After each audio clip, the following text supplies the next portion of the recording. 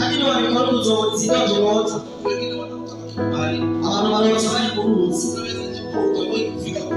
Muri iyo shimo basi.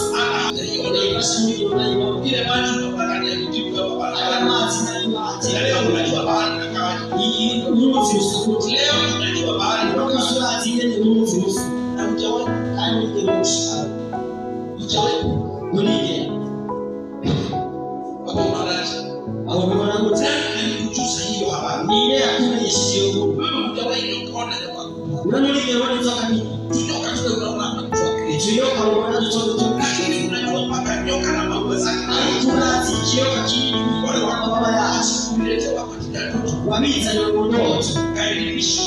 Ule hakuna nyoka wa kuona pesa kama hiyo hakini na ndo akaanza kupesa. Umetawa kutumia. Hawa. Wewe. Taweza kanaji. Bishoka mtu. Ni kwa sababu haka ishashughulika. Ni kweli na isimu ya Mungu. Na wameiba roho yake. Wameitembeza mahali. Wameitembeza kwa kanisa.